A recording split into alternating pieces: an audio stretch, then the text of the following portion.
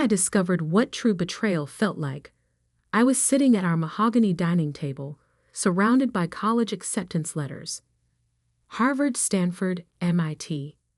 Their prestigious letterheads scattered before me like fallen leaves. My hands trembled as I held the latest one from Princeton, their words of congratulation blurring through my tears. Mom, Dad, I got in. I got into Princeton. My voice echoed through our sprawling Victorian home, a house that had witnessed 3 generations of the Montgomery family's success. My mother's heels clicked against the hardwood floors as she approached, her face bearing an expression I couldn't quite read. Behind her, my father's heavy footsteps followed, his usual confident stride somehow hesitant. "That's wonderful, Catherine," my mother said, but her tone carried none of the excitement I'd expected. She exchanged a glance with my father, who cleared his throat and loosened his silk tie. "Sit down, Kathy. We need to talk." I sank back into my chair, the acceptance letters still clutched in my hands. Something in their demeanor made my stomach twist into knots. "Your brother William," my father began, "his tech startup is showing incredible promise. The prototype he's developed could revolutionize renewable energy storage." He paused, adjusting his glasses. "But he needs significant funding to take it to the next level." My mother stepped forward, her manicured fingers trailing along the table's edge. "We've decided to invest in his company. It's a remarkable opportunity, one that could secure the family's future for generations." "That's great," I said, though uncertainty crept into my voice. "But what about my college tuition? The fund you've been saving since I was born?" The silence that followed felt like a physical weight pressing against my chest. "Catherine," my father said firmly, using my full name. "Never a good sign. We've made the decision to use your college fund to support William's venture. It's what's best for the family." The world seemed to tilt on its axis. "What?" "But that was my money. You promised." "Don't be selfish, Catherine," my mother cut in sharply. "William's project could be worth millions.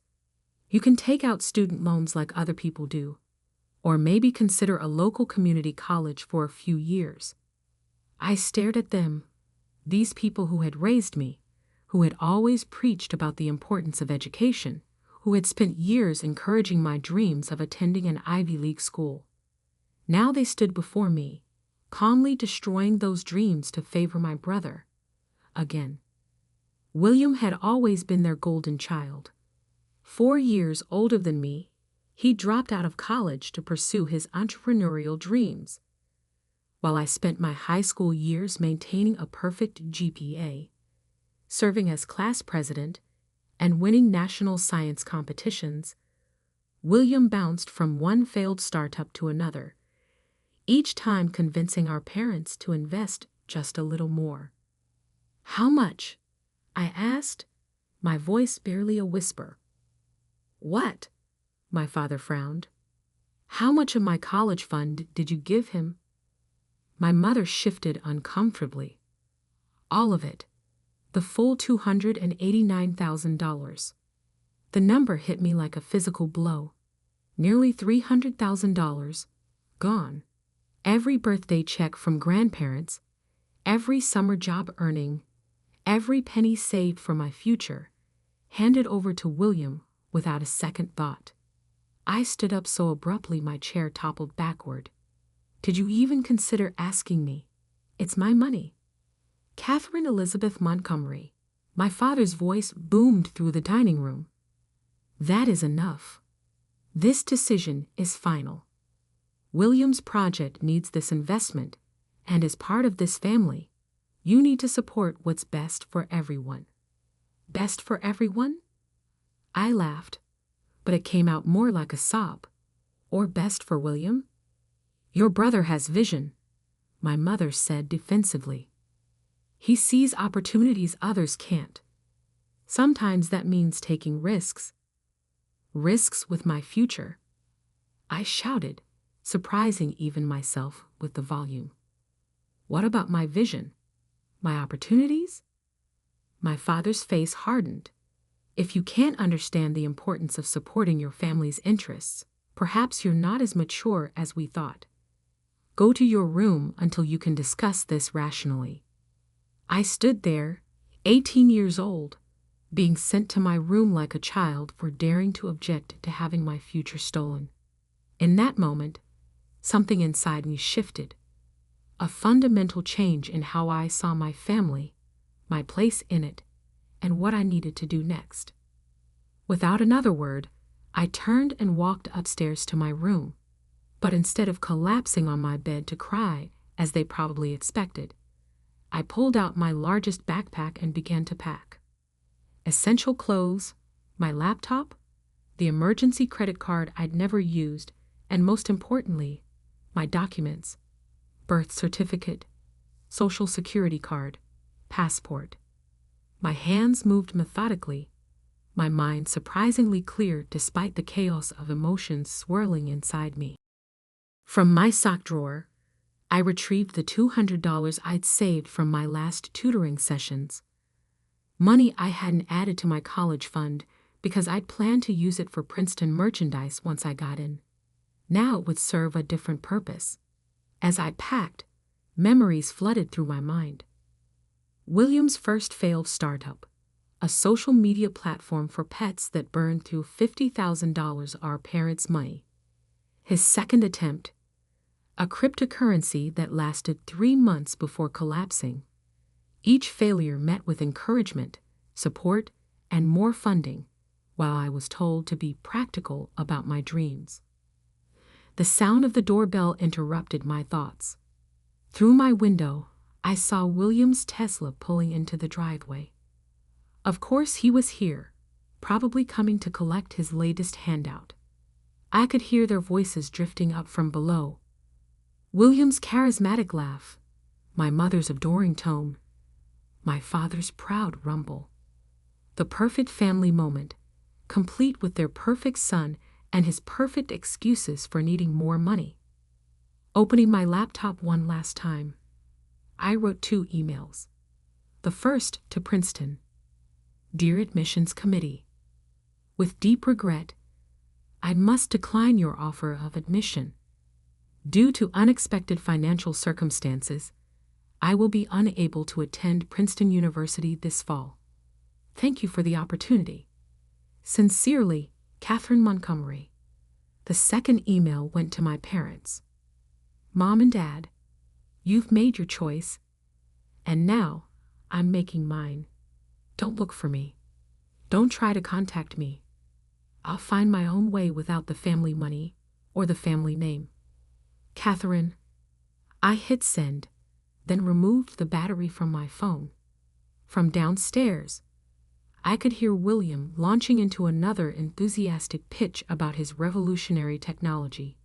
In his world of dreams and schemes, $289,000 was probably just another number, just another stepping stone to his imagined success. But for me, it was the last straw. Slinging my backpack over my shoulder, I took one final look at my room, at the debate team trophies, the science fair medals, the honor roll certificates, all evidence of a life spent trying to earn the approval of parents who would always choose William first. I climbed down the trellis outside my window, something I hadn't done since I was 14. My feet hit the ground softly, and without looking back, I walked away from the Montgomery family estate. In my pocket was $200. In my head was a lifetime of straight A's and academic achievements. And in my heart was a burning determination to prove that they had made the biggest mistake of their lives. I didn't know then that 10 years later, I would be sitting across from them in a corporate boardroom, watching them pitch their failing company to potential investors, not realizing that their last hope for salvation was the daughter they had dismissed so easily. But that part of the story would come later. First, I had to build something from nothing. First, I had to become someone they would never expect their practical daughter to be. With each step away from my childhood home, my resolve strengthened. They wanted to bet everything on William. Fine. I would bet everything on myself. And I wouldn't need their $289,000 to do it. The first night of freedom tasted like cheap coffee and desperation. I sat in a 24-hour diner on the outskirts of Boston, my backpack tucked securely under my feet, watching my phone battery slowly die. Before it went dark completely, I saw 17 missed calls from my mother, 5 from my father, and 1 text from William. "Don't be dramatic, Kathy. Come home." I ordered another coffee, spreading my remaining cash on the laminate table. $178.42. The bus ticket from Connecticut had taken a bigger bite than expected. "More coffee, hun?" The waitress, Maria, had kind eyes and wore a name tag with 5 gold stars. "Thanks," I said, then hesitated. "Are you hiring?" She looked me over. Pristine college interview clothes, expensive laptop, the obvious signs of a privileged kid playing runaway.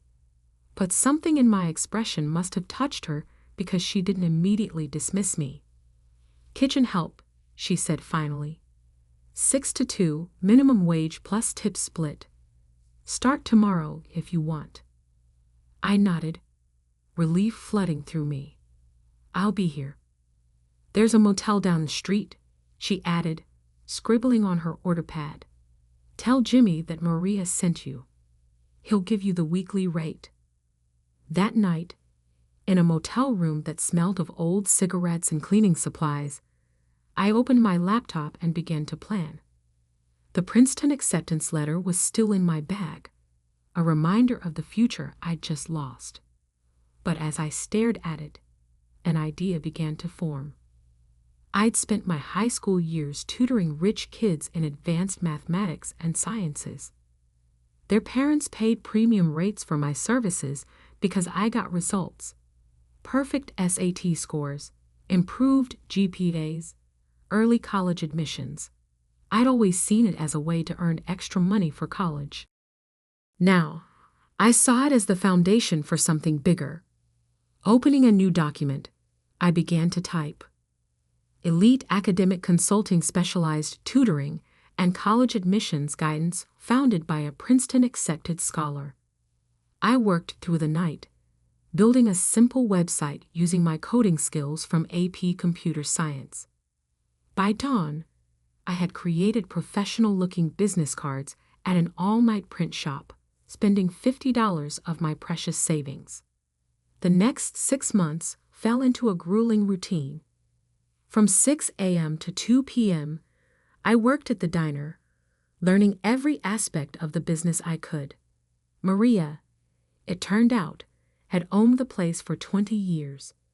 She taught me about inventory management, staff scheduling, and most importantly, how to read people. From 3 p.m. to 9 p.m., I built my tutoring business.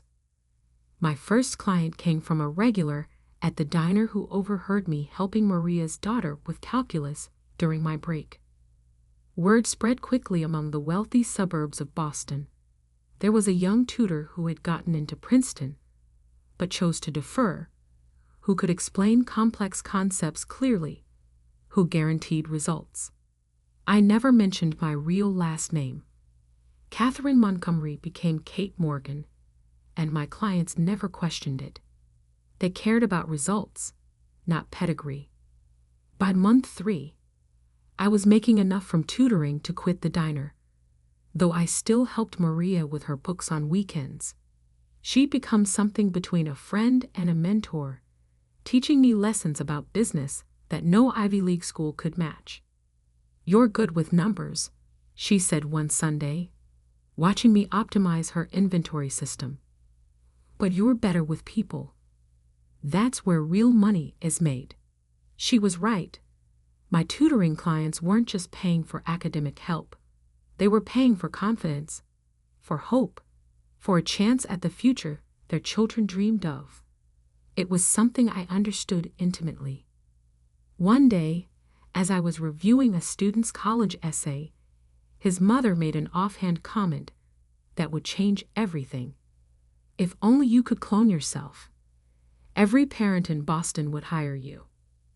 That night, I couldn't sleep. Clone myself? No. But I could scale. I reached out to other high-achieving students who had gotten into top colleges but chose to take gap years. Many were brilliant, but needed money, just like me. I offered them a proposition: work under my brand, use my methods, and earn 70% of the fees while I handled marketing and client acquisition. Within 2 months, Elite Academic Consulting had 10 tutors. Within 6 months, we had offices in Boston, New York, and Greenwich, Connecticut, though I carefully avoided any locations too close to my family's social circle. My first million came faster than I expected, earned through a combination of the tutoring business and strategic investments in tech stocks. I lived modestly, pouring every spare dollar into expansion. While William was probably still burning through my college fund on his latest venture, I was building something sustainable. But I knew tutoring was just the beginning. Through my wealthy clients, I began to hear whispers about investment opportunities, startups seeking funding, established companies looking for fresh perspectives. I listened, learned, and most importantly, I planned. The breakthrough came during a tutoring session with Emma Chen, daughter of tech mogul James Chen. As I helped her with advanced economics, I noticed the investment prospectus for his company, Chen Tech Solutions, lying open on his home office desk. "Dad's worried," Emma confided during our study break. "The new energy storage project is failing, but he's invested too much to back out now." Energy storage, just like William's supposed revolutionary technology. I spent that night researching Chen Tech's project, and by morning, I knew 2 things. First, their approach was fundamentally flawed, and second, I knew how to fix it. It took 3 weeks to get a meeting with James Chen, using every connection I'd built through my tutoring network. When I finally sat across from him in his corner office, he looked amused. "Miss Morgan," he said, "my daughter speaks highly of you. But what makes you think you understand energy storage technology?" I opened my laptop and began my presentation. 4 hours later, he wasn't smiling anymore. Instead, he was offering me a partnership. 30% stake, he said, if you can deliver what you're promising. I countered with 40% and full control of the technical development. He agreed. 6 months later, Chen Tech's new energy storage system was revolutionizing the industry. The technology that William had dreamed of creating, I had actually built, though under a different name and with a different company. My net worth jumped to 9 figures overnight. But I wasn't done. Using Chen Tech's success as a springboard, I began acquiring struggling tech companies, particularly in the energy sector. Each acquisition was done through shell companies and holding firms, always keeping the name Catherine Morgan separate from the growing business empire. I hired the best lawyers and accountants to create a labyrinth of corporations that all led back to Morgan Enterprises, my private holding company. To the outside world, Morgan Enterprises was run by a reclusive CEO who never gave interviews or appeared in public. Years passed. My empire grew. I moved from Boston to New York to Silicon Valley, always staying ahead of any chance encounters with my family. Through discreet sources, I kept tabs on them. William's string of failures continued, each one funded by my parents' dwindling resources. The Montgomery family fortune, built over generations, was being bulled dry by their blind faith in their son. Then one morning in my San Francisco penthouse office, my assistant brought me interesting news. Montgomery Technologies is looking for investors, she said, placing the report on my desk. They're on the verge of bankruptcy. Your father is meeting with potential buyers next week.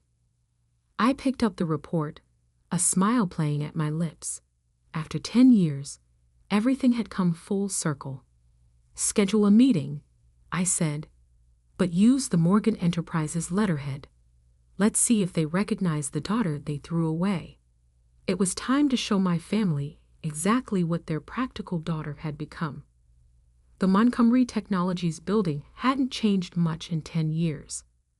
The same pretentious granite facade, the same gold lettering above the entrance, the same security guard who never looked up from his crossword puzzle.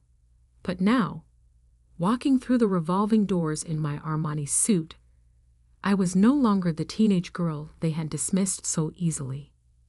Miss Morgan? A young assistant hurried forward. The board is waiting in the main conference room. May I take your coat? I handed her my coat, suppressing a smile. My mother had always insisted that true power dressed in designer labels. Today, I wore enough worth of clothing to fund one of William's failed startups. Coffee? The assistant asked. Green tea, I replied, remembering how my mother used to mock my preference for tea over coffee. Proper brewing time, no sugar. The elevator ride to the top floor gave me time to center myself. 10 years of preparation had led to this moment. Through my network of shell companies and discrete investments, I had systematically acquired Montgomery Technologies' debt, positioned myself as their only viable lifeline, and now held their fate in my hands. The conference room doors opened to reveal a scene that almost made me laugh. My father, Robert Montgomery, sat at the head of the table, though that position would soon be mine. My mother, Elizabeth, perched beside him, her perfect posture betraying her anxiety. And William, my dear brother who had burned through my college fund and much of the family fortune, slouched in his chair, tapping away at his phone. Miss Morgan, my father stood, extending his hand. Thank you for coming. We've heard remarkable things about Morgan Enterprises. I shook his hand firmly, noting the slight tremor in his grip. The great Robert Montgomery was nervous. Good. Please, I gestured for him to sit. Let's discuss why we're here. For the next hour, I listened as they presented Montgomery Technologies' current situation. The company needed a $50 million cash injection just to stay afloat. Their stock had plummeted 70% in the last quarter. And William's latest venture, another attempt at revolutionary energy storage technology, had drained their remaining reserves. We believe with proper investment, my father continued, his voice carrying that same persuasive tone he'd used when telling me to be practical about my dreams, Montgomery Technologies could return to its former glory. I opened my laptop, displaying a series of graphs on the conference room screen. Your company's decline began approximately 10 years ago, I said, watching their faces carefully, coinciding with a series of interesting investment decisions. William shifted uncomfortably. My mother's perfectly manicured fingers drummed against the table. We took some calculated risks, my father defended. Calculated? I raised an eyebrow. Like investing $289,000 in an unproven energy storage concept. The room fell silent. That specific number, the exact amount of my stolen college fund, hung in the air like an accusation. How did you? William started, then caught himself. I stood, walking to the window that overlooked the city. Tell me, Mr. Montgomery, what would you say was your biggest mistake in business? My father cleared his throat. Perhaps expanding too quickly in certain markets. No, I cut him off, turning to face them. Your biggest mistake was sitting in this room 10 years ago, thinking she would just accept your decision and fade into the background. The color drained from my mother's face. William's phone clattered to the table. My father's expression froze in dawning recognition. Catherine? I smiled, savoring the moment. Hello, Dad. Mom. William. It's been a while. This is impossible, William sputtered. You're Catherine Morgan? Actually, it's Catherine Montgomery Morgan now, legally changed. I sat back down, enjoying their shocked expressions. But you'd know that if you'd bothered to look for me these past 10 years. My mother found her voice first. Darling, we tried to find you. No, I cut her off. You half-heartedly called around for a few weeks, then decided I was being dramatic and would come home when I ran out of money. I looked at William. How did that energy storage technology work out, by the way? The one you needed my college fund for? He flushed red. There were unexpected complications. Funny, I interrupted again, pulling up another presentation. Because Morgan Enterprises' subsidiary, Chintech Solutions, seems to have solved those complications quite successfully. I displayed the schematics of the energy storage system I'd helped develop, the one that had made me my first billion. My father's business instincts finally kicked in. You own Chintech? Among other things. I began listing companies on the screen. Chintech Solutions, Elite Academic Consulting, Morgan Global Ventures, and as of last month, approximately 40% of Montgomery Technology's outstanding debt. The room spun into chaos. William jumped up, knocking over his chair. My mother pressed her hands to her face. My father just stared, his empire crumbling before his eyes. Why? He finally asked. Why not just tell us who you were? I leaned forward, meeting his gaze. Because you needed to see me as you truly are. Not as parents facing their daughter, but as failing business people facing someone more successful than they ever imagined I could be. What do you want? William demanded. Revenge? I laughed. Revenge? Brother dear, if I wanted revenge, I would have bought this company 6 months ago and fired you all immediately. I stood, straightening my suit. No, what I want is to fix what you broke. What does that mean? My mother asked quietly. It means I'm offering to save Montgomery Technologies. Full debt restructuring, capital injection, and technological partnership with Chintech Solutions. I paused, letting that sink in. But there are conditions. My father's business mask slipped back into place. What conditions? First, William is out. No more positions, no more investment in his ventures, no more draining company resources. William started to protest, but my father silenced him with a look. Second, you and Mom retire, Dad. The company needs new leadership, not nostalgic devotion to failed strategies. And third? My mother asked, her voice barely a whisper. Third, I smiled, you all admit that sending me away was the best thing you ever did for me. Because everything I built without the Montgomery name, without the family connections, and without your money. Silence fell over the room. My father looked at the empire I'd built, displayed on the screen behind me. My mother's eyes filled with tears. Whether from pride or regret, I couldn't tell.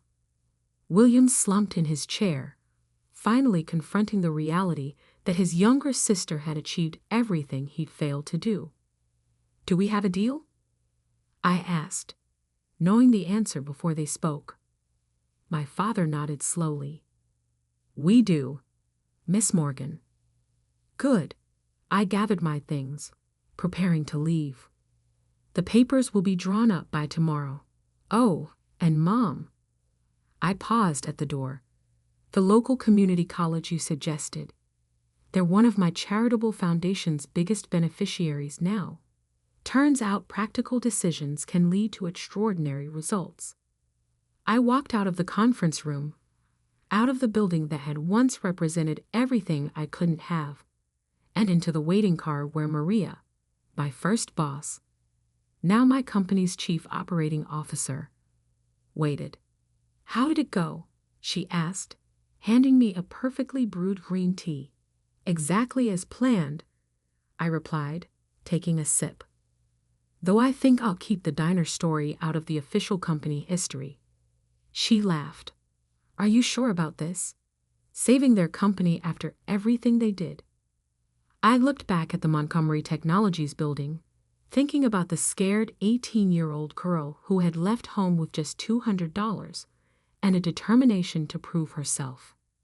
You know what I learned in that diner, Maria? Sometimes the best revenge isn't destroying what others built. It's building something so much greater that they're forced to acknowledge their own mistakes. And did they? I smiled, thinking of my father's face when he realized who I was, of my mother's tears, of William's final defeat. They will. Every time they see the new company letterhead, Montgomery Morgan Technologies. You're keeping the Montgomery name. Of course, I said, opening my laptop to check the markets. After all, I did promise to support the family business. I just did it my way. As we drove through the city, past the skyscrapers and offices that had once seemed so far out of reach, I thought about that acceptance letter to Princeton, still preserved in my office.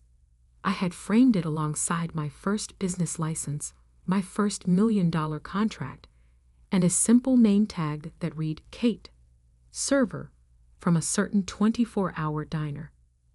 Sometimes the best future